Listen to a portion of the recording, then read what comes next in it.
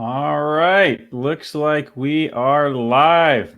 Good afternoon, Bigger Pockets community. Andrew Cushman here for Ask Andrew Anything on apartments and rentals. For those of you who we haven't met yet or you haven't heard who I am, I used to be a chemical engineer, started flipping houses in Southern California back in 2007, did that full time for 4 years and said, hey, this is great, but it kind of feels like another type of job. What builds passive income and lasting wealth? And we said that's apartments. And so in 2011, we did our first apartment syndication, 92 units. And next month, we'll be at 2,100. So it's been a fun and exciting adventure. And I'm here to share it with you and hopefully use my experience to help you out wherever you are on your investing journey. So please go ahead and start posting your questions on Instagram and Facebook. It's interesting. I want to see who posts the most questions. I think last week or 2 weeks ago, Facebook actually won, and then before that, it was Instagram for 2 times in a row. So we'll see what happens today. When you post, please say hi and let us know where you're coming from, whether it's Vermont or California or Texas or Canada, or we love hearing from people all around the world. That always makes it a little bit more fun and exciting. Hello from Finland. Awesome. The closest I've been is Norway. But Finland, that's you might win for furthest away. So yeah, again, please let us know where you're coming in from. Happy to give you a shout out if you do, and start posting questions. And we will have as much fun as we can. Hello, Rick from Houston. I used to live in Houston, great town. We got someone from LA, Wakefield, Massachusetts. I actually used to live not far from there as well. Finger Lakes, New York. That is a beautiful area upstate New York. Used to go camping there. Hello from Maryland, Baltimore, Maryland. We got another one from Houston and Rogers, Arkansas. Man, we're from all over the country today. This is great, fun stuff. Long Island, New York, and Louisville, Kentucky. So I wanted to post or mention something that I actually learned this week after 10 years of raising money that I didn't know. For those of you who are looking to actually bring in other people's money to scale, which is one of the best ways to do it, you'll hear about, you can do it privately, which is 506B, or you can do 506C, which means you can solicit and advertise and tell the whole world about your deal. Hello, Jose from Los Angeles on Facebook. And so, it's always been, what you hear is you have to have a pre-existing relationship with that person before you can, that relationship has to, oh, wow. Hello from Dubai. That takes the cake right there. Thanks for joining us. I'm guessing it's probably evening there. What you'll hear is that you have to have a relationship with that person before you get the deal under contract. And that's actually not entirely true. There's a nuance there. And what it is if somebody that you do have a pre-existing relationship with, whether it's a relative or another investor or something like that, if that person refers somebody to you and says, oh, hey, let's see, Heather from Portland, Maine is doing this great deal. And, I've known her for a few years and and you're my neighbor and I'm going to introduce you so you can be in her deal too. That's acceptable. And the reason is the rule actually doesn't say you have to have a pre-existing relationship. The rule says you can't solicit. And so if someone that you have a relationship with connects you directly with somebody, that's not soliciting, right? So the pre-existing relationship, what that is that's your legal defense if you get accused of soliciting. You can say, no, I knew this person ahead of time. So your legal defense with the referral is you document that, hey, Heather's doing this deal, and I've had this investor that we've known for 5 years, and she brought her friend in, and you document that. Then that's somebody that you can let into your investment as long as you're not soliciting. So that was a little bit of a nuance that I learned this week, and it's actually an important one, especially as your investor base grows, because if you do a good job, you will get lots of referrals. So, all right, I wanted to start off with that. We got lots of questions coming through. Thank you for the hearts on Instagram. Please do Give us lots of hearts and likes. That feeds into the algorithms and keeps us employed and here able to come and hopefully and share our knowledge with you on the Bigger Pockets community. So, all right, you know what? Follow-up question. JD Moore asked, how do you plan on documenting it? Good question. So what we do is anytime we onboard a new investor, we just have a short form where I'll do like a 10 to 15 minute phone call and complete the form with some questions. And then in the comments, we put in that form, this person was referred to us by this person who we've known for this many years, and just write out what that relationship was and what the referral relationship was, so that if it ever comes up, well, you say, okay, no, look, I've got Susie's form right here. She was referred by this person who we've known for this many years, and everything's fine. And we didn't solicit, right? So that's how you document it. We use Salesforce, which is a contact relationship management software, to input all of that stuff into. But in the very beginning, you could do it on Excel. You could do it. I mean, there's tons of contact management options to do that. Just make sure it's attached to that investor's name somewhere in your system. So, all right, let me see here. We've got some good questions coming. A good string of questions here on Facebook. Let me see if I can get caught up on these. Cliff, hello from Kansas City, Kansas, and Israel from San Antonio, Texas. George asked, can we ask questions through comments on here referring to Facebook? Absolutely. I'm reading your question right now, so please do that. And yes, Instagram does work as well. All right. Hello. Hey, Tufang from St. Paul, Minnesota. Good to talk to you. And I guess we'll talk again Tuesday night in the mastermind. But thanks for joining. So all right, let's get to these questions. Derek on Facebook. Derek McCrary from Atlanta. Thanks for joining on. Atlanta is one of our favorite markets to invest in. He asked, what would you say to people who say there are so many new people clogging up deals, or you have so little experience you'll never find a deal? Well, so there's two questions there. One is, what would you say to people who say there are so many new people clogging up deals? Well, that's actually somewhat true. But the follow-up question that you had is the most important piece, whereas, you have so little experience, you'll never find a deal. Shut that person out of your conversations, because whether you've done 10,000 units or zero, at some point, everybody had zero experience in zero deals. And how you get to that first deal, how you overcome the fact that you don't have any experience, is persistence.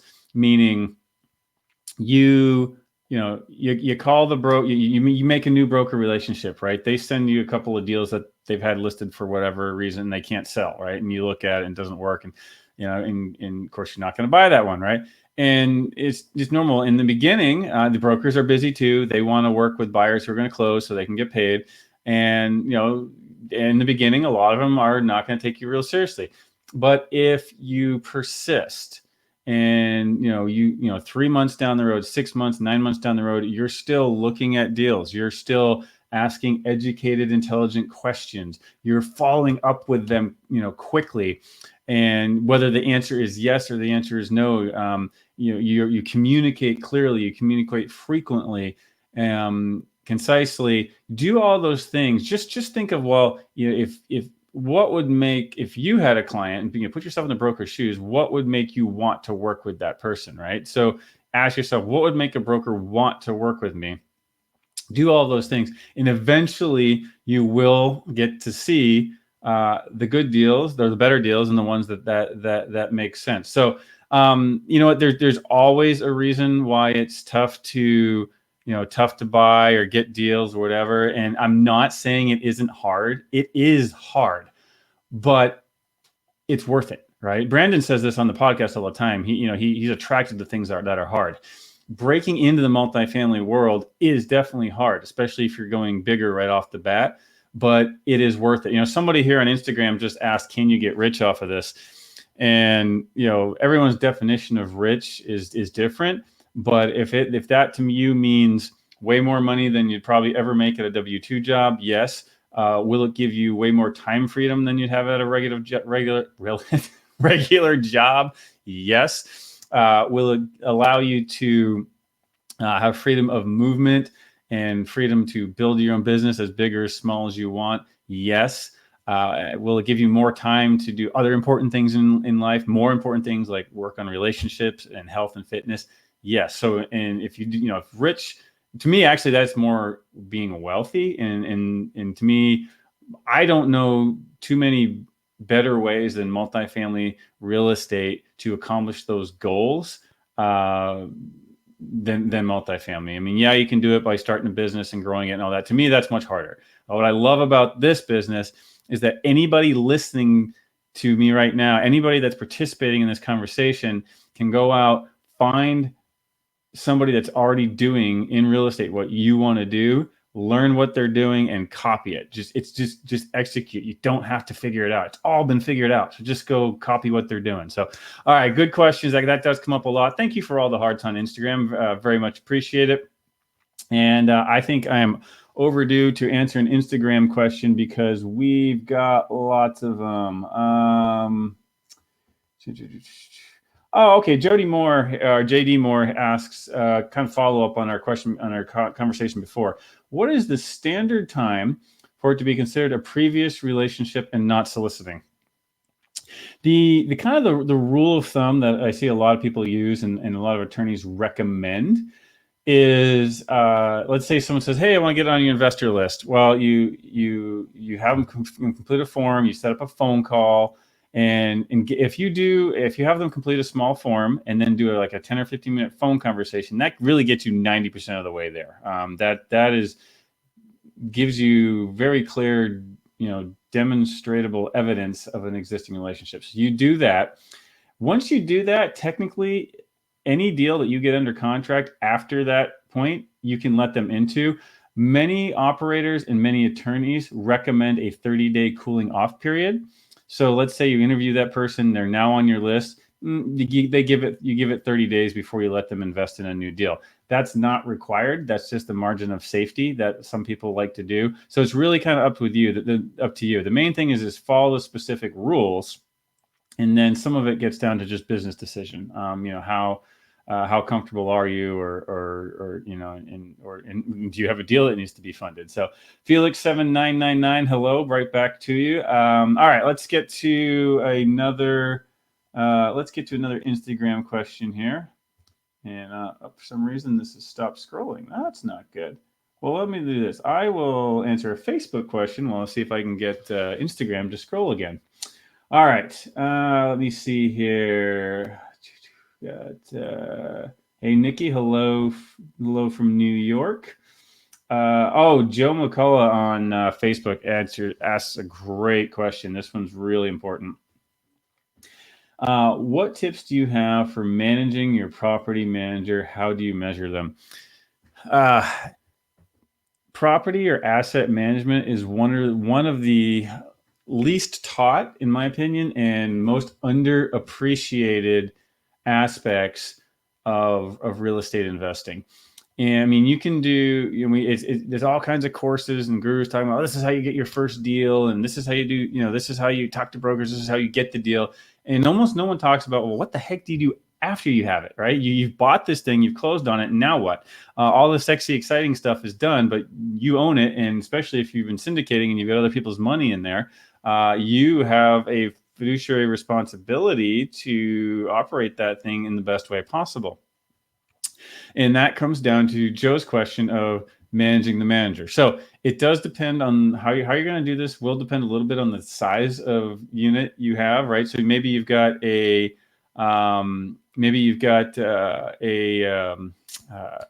single family rental that's handled by a management company. Maybe you've got 100 unit that's got a management company and people on site.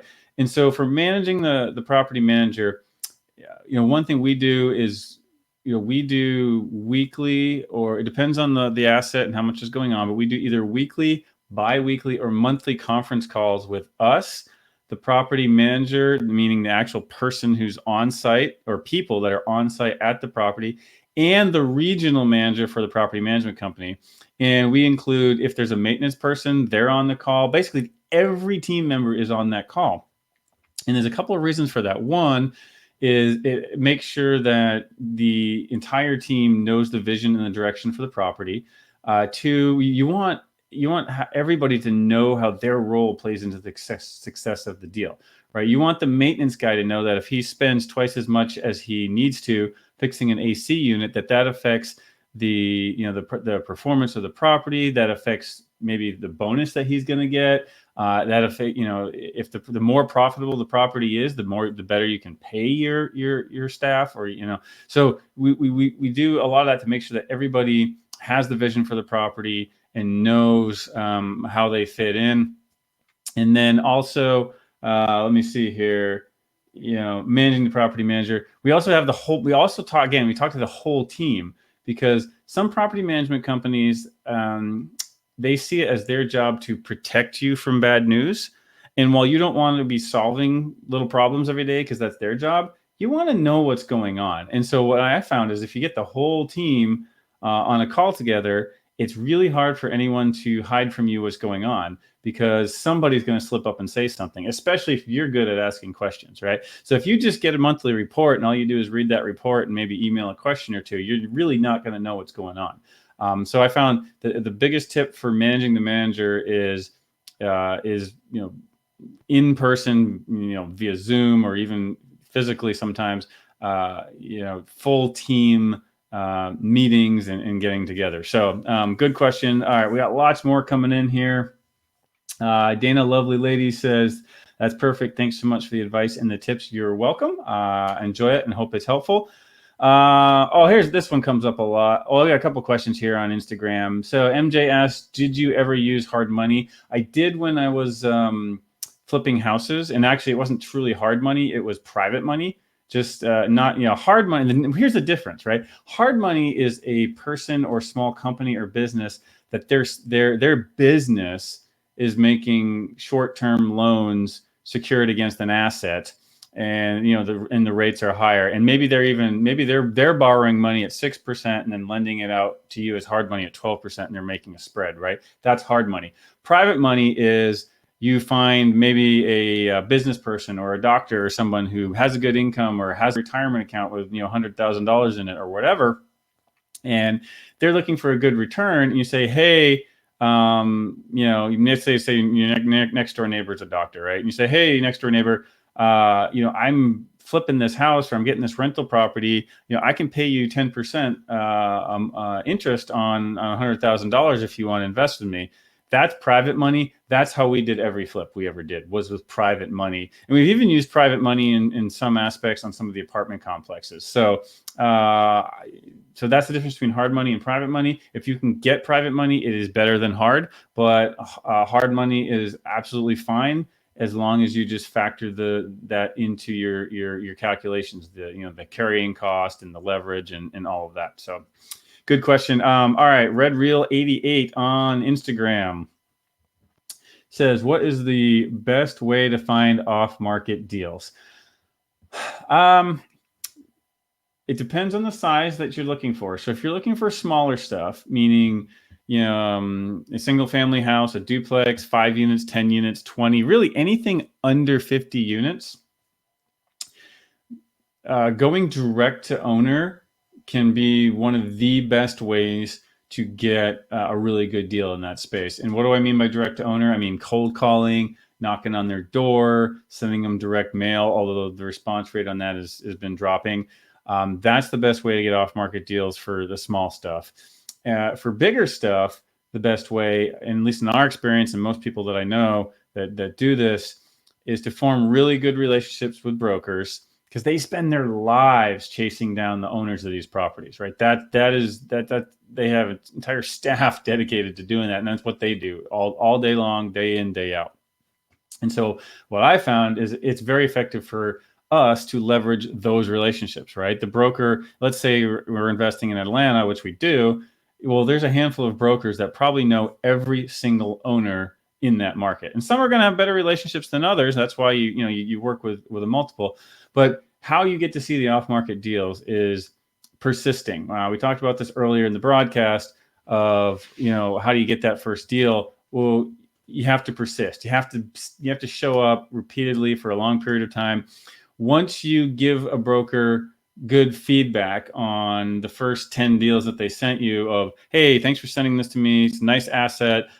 We look at it and it doesn't quite work for us because, it has aluminum wiring, or the median income's too low, or whatever, right? Always give specific feedback. Once you show yourself to be a serious investor, a serious buyer, that you keep showing up, you keep looking at deals, you keep giving good feedback, you keep asking intelligent questions.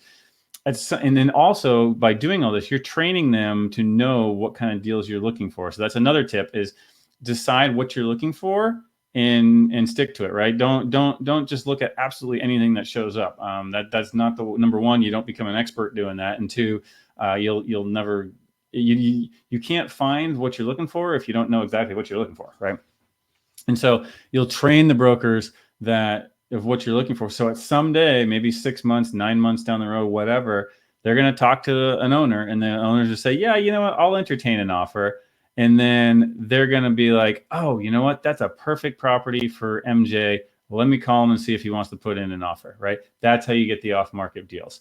And off market's great. Most of what we buy is off market, but keep in mind that's not the only way. I have actually done 2 deals off of LoopNet, because what the joke we talk about LoopNet is that's where good deals go to die, and that's generally true.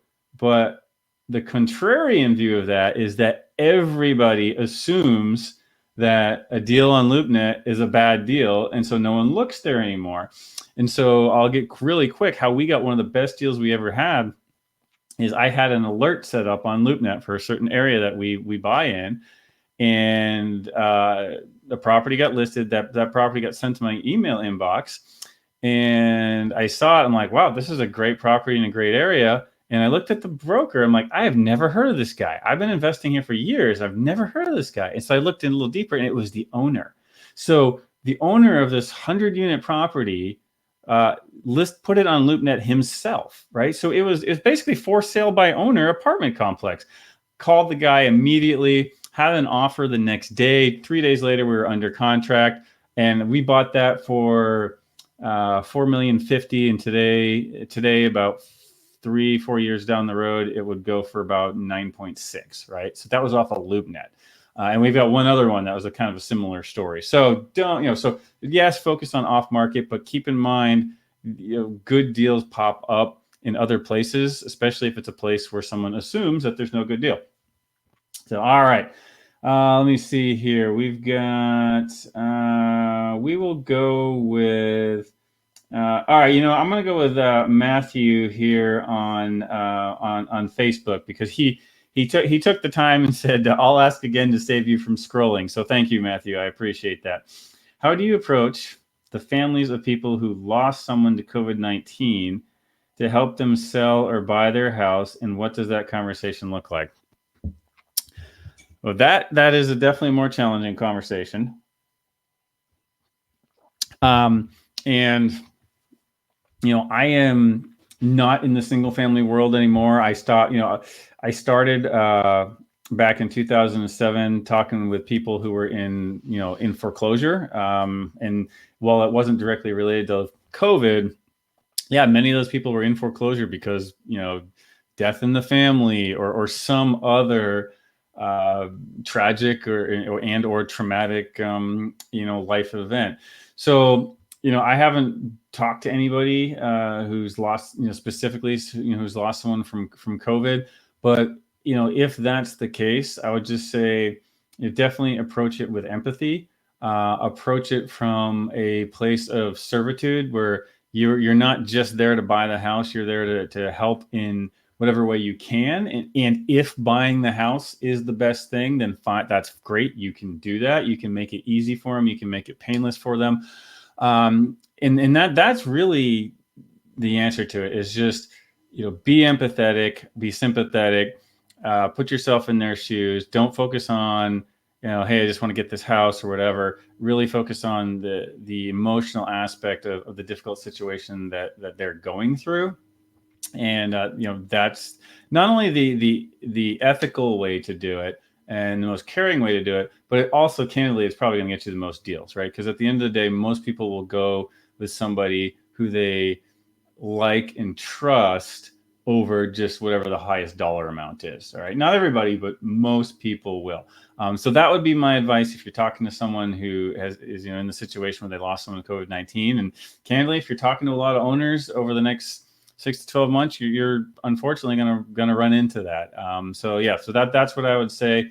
And thanks for bringing that back up, because that will cost up. All right, we got that will come up. Sorry, haven't finished my coffee yet. All right, Lauren on Facebook says a comment came up. What is the typical cost of paying the management company of gross rents?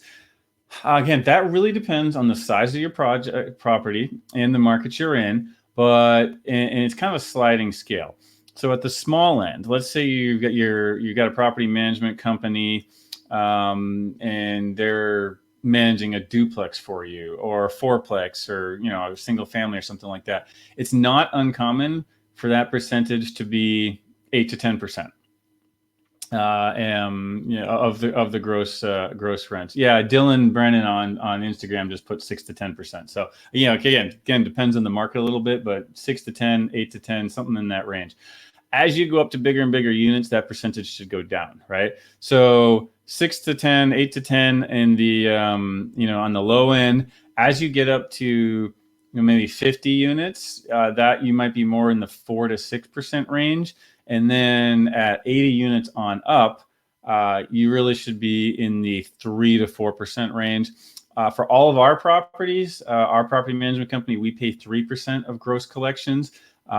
Now, if let's say you get under contract for 100 units and it's in Georgia, and you reach out to me and say, hey, Andrew, I'm buying 100 units in Georgia. Can I talk to your management company? They're going to charge you 4% on that first one, because you're a new client, and then on thereafter they'll drop it to 3%, right? Because they've got an existing relationship. So 3 to 4% is normal for big deals. For very big deals, or even some high-end deals, you might see 2.5%. I would be a little careful at 2.5%, because you don't want your management company to be not making any money off of your deal, because that means they're not going to pay that close attention to it. And again, you want everybody's interest to be aligned. So on the very small side, 6 to 10%, on the big side, 3%, and that's kind of the whole range. So good question. All right. Hey, Nino Switch says, this guy's awesome. I appreciate that. Thank you very much. Good to hear. Hopefully this is helpful. Hopefully you're not the only one who thinks that. All right, let me see here. We've got, let me get caught up on Instagram. Okay. All right. So Dylan Brandon on Instagram. I have a 4-unit I just bought in Cape Canaveral, Florida. Congratulations on picking up a new deal. And Florida is one of my favorite states to invest, by the way. Great demographic trends, no state income tax, and just lots of things going for it. Make sure you get your hurricane insurance, but other than that, good place to invest. Business friendly too. I would like to ask, how do I find private money to buy a 10, 15, 20, 50 unit deal? Basically, how do I find bigger private money lenders? So what you're talking about there is, Dylan, okay, sorry, it scrolled up. What you're talking about there, Dylan, is syndication. And, basically anytime that you get to the point where you've got multiple money partners and they're not part of the active management of the property and of the deal, then you are basically creating and selling a security. And that's when you fall into the SEC rules of doing a syndication, right? So how do you find the people so that you can get to do that? Generally speaking, unless you've got a great track record and a connection to somebody already, you're not going to find someone who's just going to write you a check for $1 million or $2 million or whatever to do it. If you can find that person, then you can just do a partnership and you don't need to do a syndication. But if you're looking at the bigger properties, how you find that money is, number one, and this applies to whether you're doing single family duplex or 200 units, always talk about what you're doing, right? Always talk about real estate, how you're excited about the deals you're looking at. Network, on Bigger Pockets. Post in the forums, talk to people in the forums, go to events. Right now, most of them, unfortunately, are virtual, but hopefully by the end of the year, we'll get back to in-person events. Network, and and let people, and also try to educate, right? So soliciting is if you post on LinkedIn, hey, I just got this awesome deal, or we just sold this property and our investors made 12%. That is soliciting. So that, if you don't want to do a 506c, then you can't do that, right? If you do decide, hey, I want to solicit and I feel like that's a good route for me, that's legal, that's fine, as long as you follow the rules of a 506c syndication, which means you can only accept accredited investors and you have to verify that they're accredited. So, all right, let me see what else. What else do we got here? All right, so Joe has a follow-up question on Facebook, and so we'll go ahead and answer that. And sounds like an interesting situation he's got here. It says, after a property manager collects rent, what's the payment schedule look like for you?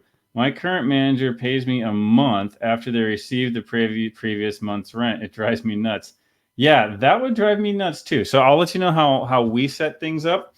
Whenever we buy a property, we open a bank account for that property, and the property manager is basically, their job is to deposit any money collected into that account the day they collect it. And they can deposit, they have access to that account, and then I have access to that account, so that the money is essentially paid to me daily, or the day that it's collected, right? Now, on the flip side of that, we don't go drain the accounts either, because that makes the property manager's life really difficult, because they go to pay a bill for maintenance or a vendor or something like that, and the money's not there because the owner took it, right? That happens all the time too, and that's really frustrating for management companies. So so one way that I found to do it, and you could do this where maybe you've got 5 single family houses, and you can have one account for all your rentals, or if you buy a 10 unit or 5 unit, you can set up these accounts. I like to have at least 2. One is the daily operating account, where the rent gets deposited, the bills get paid, the electric bill, whatever, all that stuff goes in and out of there. Property management company has access to that. Then I like to have at least a second account at the same bank that excess funds and reserves can be swept into. So what that means is, let's say that your property collects $5,000 a month, and the operating expenses, including the mortgage and everything, are $4,000 a month, right? So you get $1,000 a month cash flow. Well, every month I'll to transfer that $1,000 into that reserve account that the management company can see, because they need to do your books, right? So they have view access, but they can't write checks against it, meaning they can't take money out of that account. And if they need additional money for, like, replace a roof or something like that, then you just go online, you do a transfer from the reserve account to the operating account, and then they can take care of it, right? So that's how we do it. I expect money to be deposited the day it's collected. I have full access to that account, and then I transfer into a reserve account, so that if something comes up with the property that's a legitimate need, we just transfer it to the operating account, and the management company can handle it, right? So it's kind of a separation of accounts, keeps everyone, it does that way. You're not hindering people from doing their job, but you're also still maintaining control of the cash flow. So that's how we do it. That's how I would recommend, getting to some kind of system like that. But great question. So, all right. Well, I think we are caught up on Facebook. Well, actually, we missed a few scrolling, but let's see. Well, I think we'll go back to Instagram here and try to catch up. All right. You're welcome, Joe. Good questions, by the way. I always appreciate those. And I think we had, all right, I'm going to have to answer this one because I like the way he phrased it. So, Jumpin' Joey Mac says, what multifamily entry strategy for an average Joe? My name is also Joe. Hopefully you are an above average Joe, though, Joe. And what I would say is, number one, determine what your skills are. Are you good at finding deals, talking to brokers, underwriting? Are you a spreadsheet guy? Are you good at networking and raising money? figure out what your skills are. And if there's a gap there or something that maybe you're not real strong in, go find somebody to partner with or work with that has those skills. And it's easy to go fast by yourself, but you'll go further together, right? And farther. And then also decide, pick a market. Pick what market are you going to invest in? What size property are you going for? Capital and equity creation, or are you going for cash flow, right? So really, take the time to define what and where you're looking for and who has that, and then find partners, find mentors, and when it comes to mentors, have a broad definition of what that means, right? Yes, it can be somebody that you hire and pay $500 an hour to coach you. That is a mentor. I've done that type of thing. But a mentor is also a guy who, or gal, or just any person who is one step ahead of you, right? So you asked Joe about the entry strategy for the above average Joe. And the entry strategy is find the other above average Joe who just bought his first unit, his first property, a 10 unit or whatever, and talk, well, how did you do that? How did you find the deal? How did you raise the money? All those kind of things. Because yeah, it's great to talk to someone who's got 10,000 units because they've got a lot of experience and view, but they're not going to remember quite as well what it's like to be trying to make the jump to your first deal. So when you're talking to someone who just did that, they're going to be able to relate to you probably better than almost anybody else. And there's tons of people like that on Bigger Pockets. So dive into the forums, find out how people, meet and talk with other people who just did their first deal, and find out, well, how did they find it? How did they get the money? How did they get the partners? If you brought them a deal, would they partner with you on it, right? And start doing all of those things, and your business will come out of. And somebody posted it earlier on the feed. Your net worth is your network, and that's largely what it comes down to. And then also, Joe, keep in mind, we talked about this earlier too. Multifamily is an unfair business. The longer you're in it, the easier it gets. But that means getting in is the most difficult part.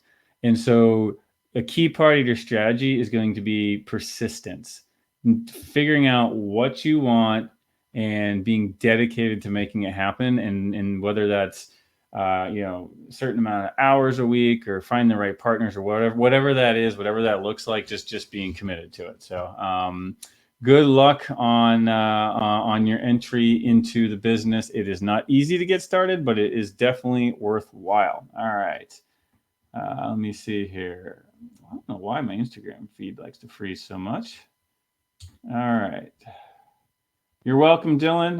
Dylan says, I really appreciate the advice. Super valuable. I like the partnership idea better. You know what? I didn't mention this, but another nice thing about the partnership is you've got another set of eyes to look over your shoulder, right? It can, people always ask, oh, how do you get over the fear of investing and of doing this? Well, one way to get over that fear is to not go alone, right? Have somebody else to give you a second opinion, to make sure that you didn't miss something, to help with the workload, to, when you wake up at 3 a.m, go, oh my gosh, did I miss this? You can call them and talk to them. Hopefully not at 3 a.m. I'd at least wait until later in the morning. But do that, right? So yeah, a partnership it can make things way better. All right, let's keep going here. Let me see here. All right, Payson Cahill on Instagram. I'm looking to buy a duplex and live in one side. Duplex house hacking. There you go. What would you recommend to use as a loan amount down? It has been probably 20 years since I did a house hack, but I believe if you're a first time home buyer, you can go get an FHA loan, which requires only 3% down. And I have no idea what market you're in, Payson. So it's going to be very different if you're in San Francisco versus Tulsa, Oklahoma. So as far as amount down, whatever you can put down that makes you comfortable, that gives you cash flow, and that gives you the ability to continue your investment journey. So whether that's 3% with FHA or 30% to have low leverage, that's how I would approach and answer that question. And again, if you're buying a duplex, as long as you don't have too many residential loans to begin with, then just your normal typical bank loan probably works just fine. So so good luck with finding your duplex. So all right, we'll keep rolling here. Again, remember, don't forget, hearts and likes are very much appreciated. Let us know where you're coming in from. So far, we've heard from people in Finland and Dubai. Dubai seems to pop up on a somewhat regular basis. I guess we have a lot of Bigger Pockets real estate investing fans over there. And I'm going to take we got one lonely heart just floated up on Instagram. I'll take it. I'm going to take a sip of, there we go. There's a good stream. I'm going to take a sip of chocolate-filled coffee, and while I'm doing that, pick another question here. And don't forget Facebook. Facebook, you were leading the charge here for a while, but you've kind of fallen off. So I think we may have to go back to Instagram here.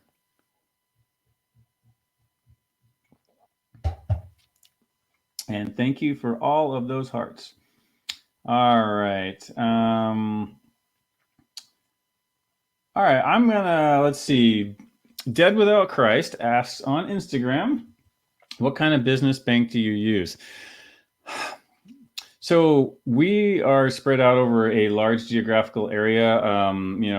We're physically in California, and our investments are in Georgia and Florida and in the Carolinas. So we like to, in that situation, it could be advantageous to use a large national bank. That way you can have, you can still stay with the same bank no matter, where you are geographically.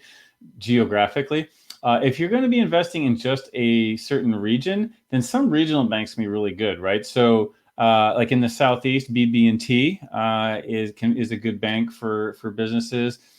In California, the Bank of Southern California, I found them to be, in fact, they're business focused. I found them to be excellent to work with.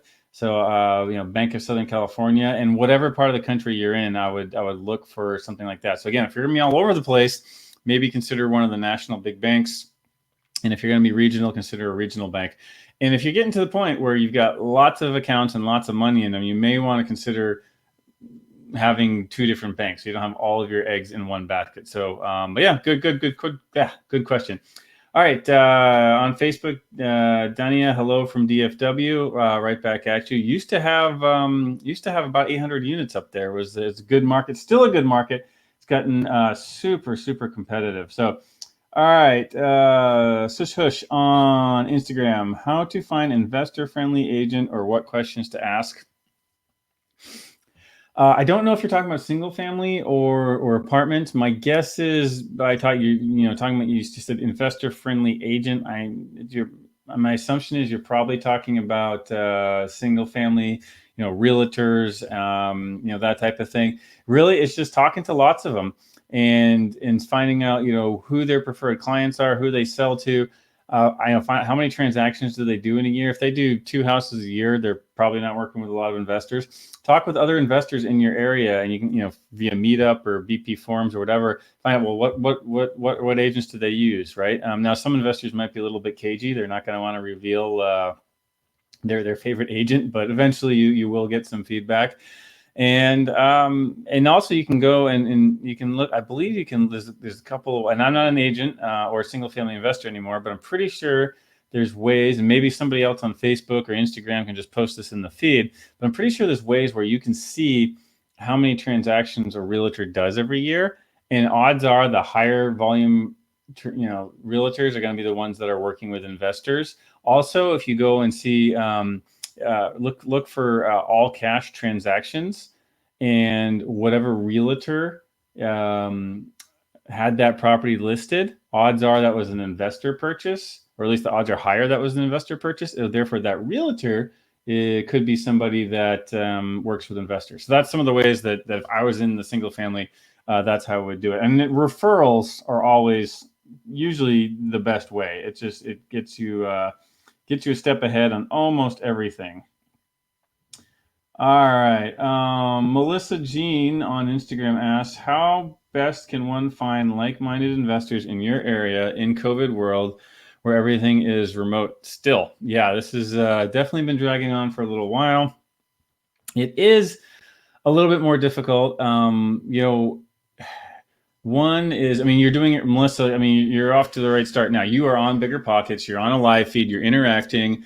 Everybody else who's watching this, knows that you're an investor, and so you could even you could post something on the feed like, hey, I don't have no idea where you are, but let's say you're in Dallas, right? So say, hey, I'm investing in Dallas. This is the type of investments I do. Anybody else who's on this would like to connect later and is either in or interested in Dallas, please reach out to me, right? So that's one way. Forums. Most of the real estate meetups, while they're not working in person, they are still doing Zoom meetings. I've been on a few of those, so attend those. A lot of the conferences that used to happen are still happening. They're just doing it virtually. So I know last summer, for example, Michael Blanc does his what's called Dealmaker Live. That got canceled because of COVID, but it didn't just stop; it just went virtual, right? And so they did networking events. So you can still attend events just via Zoom, right? Which means you only have to wear nice clothes in the top half, and you're all set. And it's easier. You don't have any travel time or any of that. So those are some of the ways that I would do it, and then I still do it candidly is just go out and try to interact with people, and that's really the best way. So. All right, we'll see if we can squeeze in a few more questions. We're probably going to wrap up a few minutes before the top of the hour or bottom of the hour, or however that works today. So, all right, let's see. We got Yaya Dentist. I'm going to answer that question because one, I love the name, and two, looks like your profile pic is you're kite surfing, and that is something I want to get into. So I'm going to go ahead and answer your question. All right. Yaya Dentist asks, oh, let me know where you kite surf. Do you have experience on condo bird deals? Yes. Back in our single family days, there's lots of condos in Southern California. I'd say 60% of our transactions were condos. And candidly, they were some of the most profitable ones. They're some of our favorite deals to do. And really, I mean, there's not a whole lot of difference between a flip or a burr on a condo and a single family house or any other type of rental real estate. Just keep in mind the HOA dues. Make sure that you know the rules around renting a condo, right? Some HOAs have restrictions on how many units can be rentals, and you don't want to buy a property and renovate it and go to lease it out and find out there's already too many units rented and the HOA won't let you put in a tenant, right? That could be a problem. So that's definitely a thing that's specific, to condos that you want to check into. One of the benefits of condos that I really like is that the HOA is responsible for the roofs and the landscaping and the buildings and all of that. So you have less capital risk for the outside of the property. So my experience on condos, candidly, I love them. I know some people don't, or they stay away, but I think condos are fantastic. So Jumpin' Joey Mac asks, what's the best software to analyze multifamily deal? I'm focused on Arizona multifamily and going for steady cash flow and appreciation. You know what? That's a tough one. So what we use is a custom built Excel spreadsheet that we've built over the last 10 or 13 years. What I would recommend doing is, I know Bigger Pockets has quite a few different calculators. See if any of those can be used or adapted. And then there's a handful of multifamily underwriting spreadsheets out there that you can purchase, usually for $100 to maybe $200. I wouldn't recommend paying too much more than that. But there's no, that I'm aware of, there's no real estate specific software that I can wholeheartedly recommend, unfortunately. Almost everybody I know either custom built their own or bought one and then adapted it over time. So wish I had an easier answer for you on that one, but I would start with the Bigger Pockets calculators and then go from there. And then also go on the forums and ask what other people are using. That's probably actually the most effective thing you can do. It's just, and you'll find out, I mentioned you can go out and buy some, and I won't mention them here, but you can ask people in the forum and say, hey, for anyone who's purchased a deal analyzer, number one, how much was it, and two, how do you like it, right? And you should be able to get that answer really quickly. So, all right, let me see what else we've got here. Thank you for the hearts. Okay, this is an interesting question. Stehar128 on Instagram. How much actual equity do you guys put in the deal? Any at all? It totally depends. So when we're syndicating a deal, there could be millions of dollars of equity that's going into it. How much we put into it depends on, and when I say we, that's myself and my 4 partners and other principals. And I apologize for the crooked feed here today, but thank you for the hearts. Anyway, so there's 4 of us, and sometimes so it depends on how liquid we are at the time, and it depends on the demand, right? So there's been times where the 4 of us have planned on putting in X amount of equity, but we backed off to allow other investors to get in because it sold out so quickly or something along those lines. But I would say it varies. On some deals, it might be low as 3 or 5% is our equity, and other deals it could be as high as 30. Really depends on the size of the deal, the business plan, investor demand, all of those things. Most lenders will want to see the sponsor putting in at least some equity. And then obviously, investors like to see that as well. And then the final thing to consider is most lenders want you to see what they call post-closing liquidity, meaning that you still have a good amount of cash left over after closing, because if something goes wrong with a deal, they want to know that you've got money to put into it, right? So, all right, good question. So, all right, let me see here. All right, we'll pick up one more Facebook question and then see if maybe we'll circle back to Instagram after that. All right, so Facebook, Joe McCullough, do you recommend getting a CCIM or other professional education to advance your knowledge? My short answer would be no. I mean, most of that stuff is focused on the legalities of representing people or doing a transaction or brokering or all those kind of things. And, is there some value in it? Yes. Will you learn some? Absolutely. Will it make it so you can have higher level conversations with brokers and investors? Yes, it will. But if you are looking to be like an investor where you're buying properties and you're operating them and selling them and doing all those things, I candidly, when I think of the top, 10 or 15 other owners or syndicators or sponsors that I know, not a single one of them has a CCIM designation. And I forget what that stands for, but it's basically, it's kind of like, it's like the commercial version of becoming a realtor, right? It's courses that teach, that say you've taken a certain amount of coursework to understand commercial property. So, would it be helpful? Yeah, of course it would. Is it necessary? Absolutely not. Is it the best use of your time? Probably not. So that would be my answer on that. And all right, let's see if we can pick up one more here. All right, I want to give a shout out to Coco Il Sugar. Is anyone in Southern California? I'm looking for a mentor. So if anyone wants to connect with Coco, please go ahead and do that. All right. Jumpin' Joey Max says, all right, that's great. Persistent Penny Hardway is my second name. You got lots of names. All right. Oh, yeah. What are we going to pick? Oh, you know what? I like, we'll end with this one here from Instagram. Casey Burke 20, best markets for 2021. Well, I can say probably not San Francisco, LA, or New York. And again, it does depend on what you're looking for. But in general, you want to, I think most smaller cities, secondary cities, suburbs, tertiary markets probably are going to do better. Be careful with low income areas. Those are the areas that are really struggling right now and probably will continue to struggle until we get back to a fully functioning economy. I like Boise, Idaho, Salt Lake City, Ogden, Utah. Phoenix and Tucson are growing, very competitive, but they are good markets.